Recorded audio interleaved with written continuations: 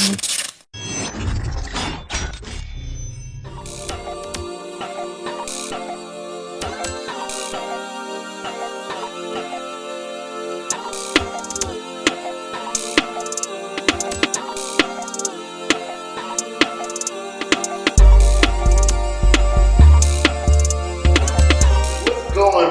going on? You see where we at? We are back in the building, and you see who we got with us? The one and only Miss Celine. Boom! Yes! I love this song. Listen, thank you so much for coming by and just stopping. Thank you. Yeah, thank you so much for having me. Okay. I'm excited to be here. Of course, I'm excited to just get into your journey. Calling all dancers all over the world. This is the episode of 2 into. Yes. This is the episode. So, boom, tell people who you are and what you do. Let's start. Okay, my name is Celine Boom Edmonton. I am a professional dancer, choreographer. Most recently, I would love to add to that producer, creative director, all the things. And I am currently the assistant coach for the Brooklynette dance team. Aside from that, I do teach here at Xclusives. I also teach at the Steps Conservatory, and I do a lot of pop-up classes around the city. I'm guest faculty for NYCBA convention. The list goes on and on and on. Oh, okay. Yes!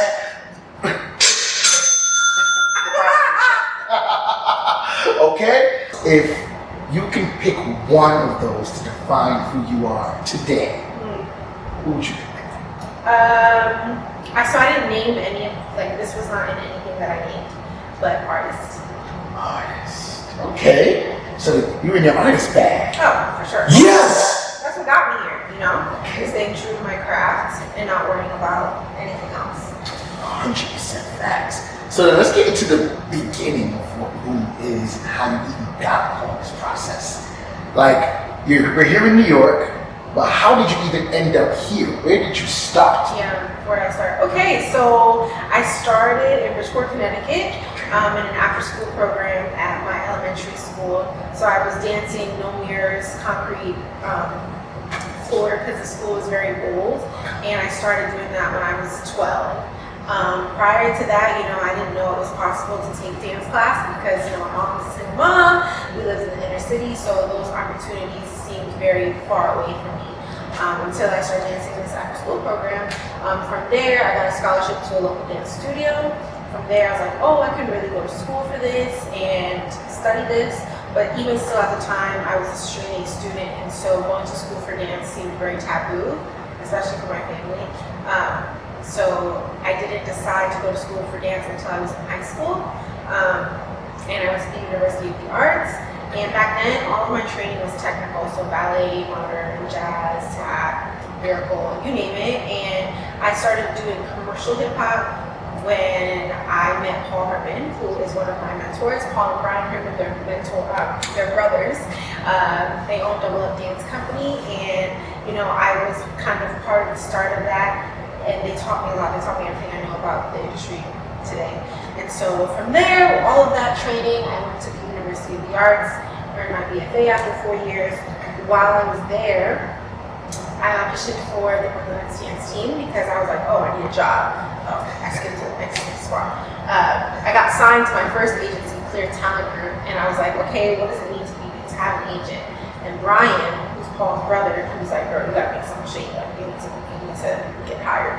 And so I auditioned for the Brooklynettes, and back then I was like, I'm no cheerleader, and I am now about to enter my 9th season of the team. So that should tell you a lot. And yes, that's really how I ended up here, physically here in Brooklyn, but also I grew up here because my dad lived in Canarsie when I was growing up, so I was going back and forth a lot from Connecticut to Brooklyn. But making Brooklyn my base was really, getting hired by the Brooklynettes and growing within that space, within that franchise and that company, and that's afforded me many opportunities and really set me up for success on Dance 100. I really felt prepared because of what I was doing at the Nets, and outside of that, I am now signed with United Talent Agency. Okay. Yes! So I've done a lot of film and TV as well.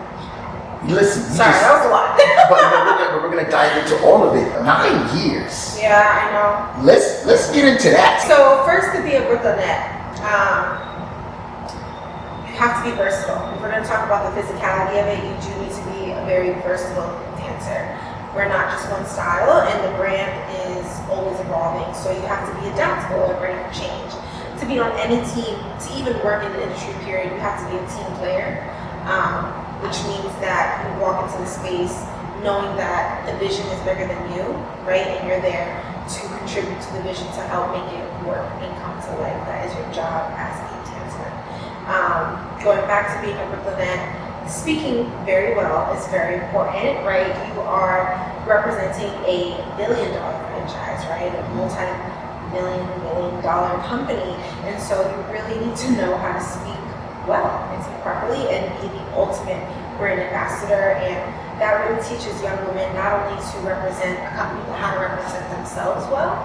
And that also, again, trickles back into working into the industry. You have to be your biggest advocate, right?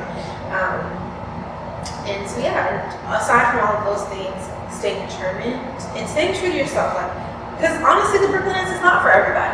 It's not, you know, there's girls who try for years and years and years, and like, maybe it's not for me. Maybe it's not. Maybe you're blocking your blessings by holding so tightly onto something that you think is for you, that you're changing yourself or doing things to fit a box, and maybe it's just not for you. Maybe something else out there is. Okay. Damn. What's real talk though? It's real talk. Yes. All right. That was the first shot fired. It's no shade. It's no shade. It's for real, because you know you can't block your blessings. You can't block your blessings. How do you feel you have to represent yourself? What's the feedback that you feel like you get? That is a very heavy question. So your first question, what does it take to be a boss lady, right? Resilience. You have to be so resilient, because people are going to say a lot of things about you, especially for me being a Black woman, me being a woman, right? Black, and you're a woman, and I'm young, right? And just speaking to my experience, I'm in a male-dominated space. I'm in a male-dominated sport, and so there's already odds stacked against you. And so it takes an immense amount of resilience, because you have to operate a certain way in that space. And what that way is while I'm true to myself, I'm very stern and straightforward, and that can be taken a certain way. So going back to your question about feedback that I've gotten, unsolicited feedback, I might say. On one hand, I'm very respected, but that's because I'm respectful. But I think that, you know, being a strong boss lady, strong woman really intimidates others. And I finally got into a place where I can accept that. And that's a hard place to be, especially when you really do have a soft heart and you care and you lead with love and you lead with that just softness sometimes. Or, you know, that's what your core is. And when you are strong on top of that, people don't know how to take that. And so I've heard a lot of things, but I'm sure we'll get to that later. Yeah, to be a boss lady takes immense resilience and advocating for yourself and strength. Well, you heard it, and being resilience, you gotta be able to trust in yourself and trusting your decisions that you make. Yes, that too. Right. Trust, you gotta trust yourself. And then being okay that when you make a decision, if everyone's not okay with it, still be okay with that. Yeah, because you have to, you know, you gotta remember, like, well, y'all have to listen to me anyway. So, but also knowing that being a leader does not mean like you do what I say. You know what I'm saying? You are a steward. I really take a lot of, I place a lot of value on that, being a steward for other people. And advocating for others, because you're in a position that's quote unquote higher than them. You know, I'm in a place to advocate for others. So I feel like people tend to forget that part when I get my feedback. That's so interesting, because people don't know what's happening at the other end of things. Exactly. I'm defending, advocating, so maybe even if I'm giving you an opinion that maybe you don't like, it's to maybe better you. So when I'm advocating, it's not in vain. Yes. But I'm sure you know that means to be being a business owner. all the time. But I think people would not understand that unless they're in that position. Let's get into What made you decide that this is the show that you wanted to do? Honestly, I didn't even, it was just kind of like, oh shit, this is happening. I got reached out on, they reached out to me on Instagram. I went through the whole casting thing. I really didn't even really know the whole premise of the show. I don't think they did either. Back then, in the, development stages. So I was just like, oh, this is another opportunity. Like, this is just an opportunity for me to showcase my work, and it's gonna be on a streamer. Cool, why not? It wasn't like, oh, I'm gonna be on a dance competition reality show. It was like, okay, I'm gonna be on a show doing what I love to do. That's it. And I get to be in the running for $100,000. Cool. Did you think that you would be that invested in that emotion? I didn't think I was gonna be that emotional. I think that I would be really invested because that's just the background that I come from, being a really hard worker and you put your all into everything. I, again, wasn't prepared for the homesickness because we did shoot in London, and just being alone out there, that's what made me emotional. And also just taking on everybody's projections of me. That's what made me emotional. Not the inner workings of the show, really. Yeah. What was the projections that you were receiving? Child, I think every space that I go into, people tend to make me out to be something that I'm not, and then they meet me and they get to talk to me and they're like, oh, she's actually the complete opposite of what I thought she was. And then by then it's too late. And so, Too late for who? For them or for you? Good question. It's too late for them.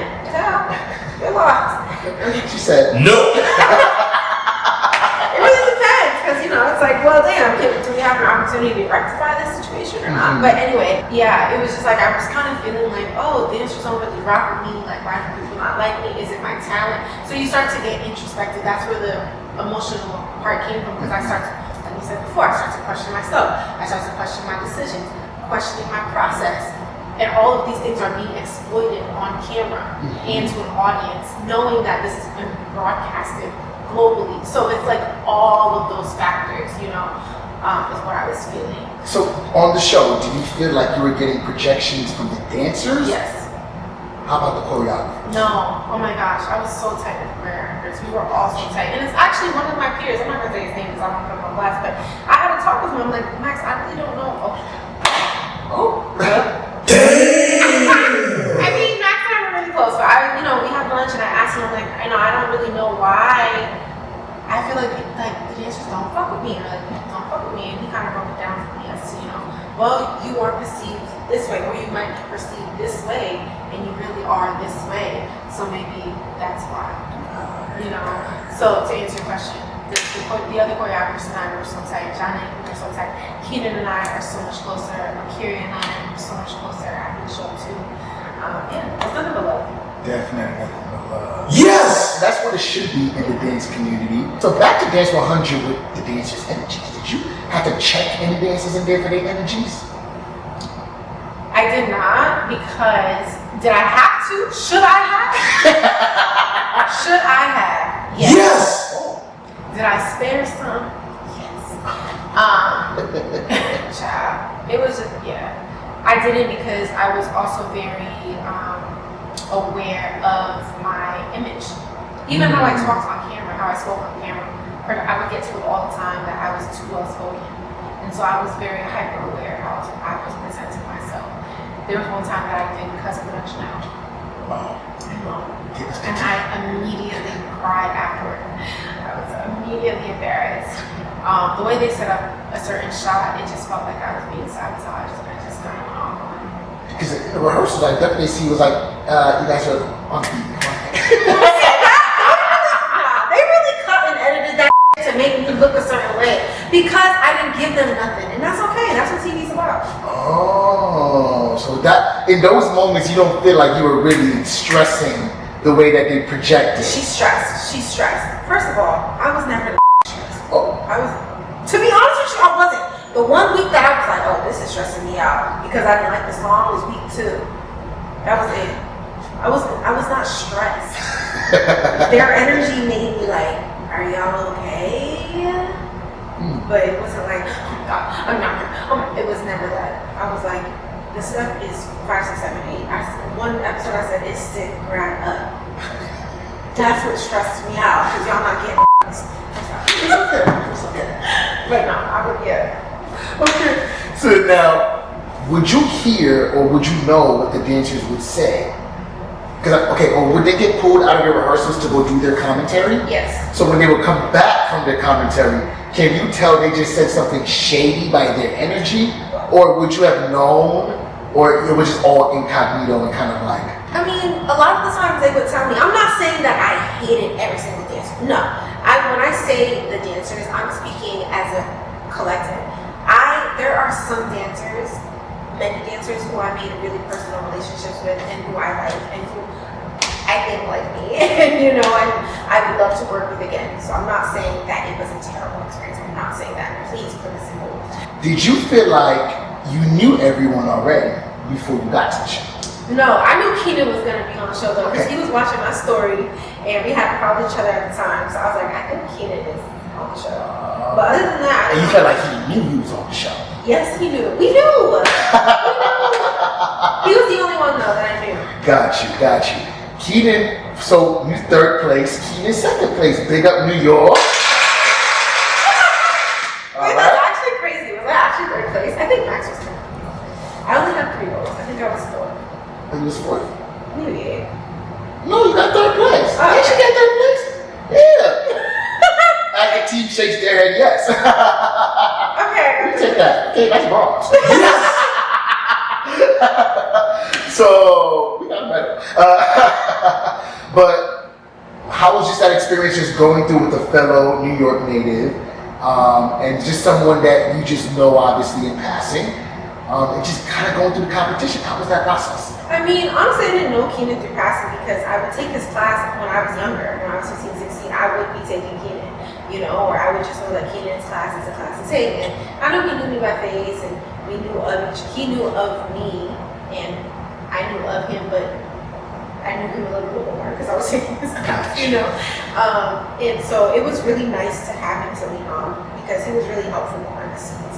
He knew that I was having really an emotionally hard time, and so we would go to lunch and get drinks and stuff, and that was nice. And he even helped me with where I am now, post the show, like, telling me to be louder about teaching and the things that I'm doing. And the very first day after we all met each other, he was like, Celine, nobody knows you in this arena, so you really gotta pull up and put your best foot out there. And so yeah, of course it's a competition, but like between Keenan and I, and also some other choreographers too, it never felt like we were out to get each other, ever. So it definitely didn't look like that. I definitely represented and showed good camaraderie. Yeah. So shout out to y'all for that. Yes. Okay. Let's get into your battle.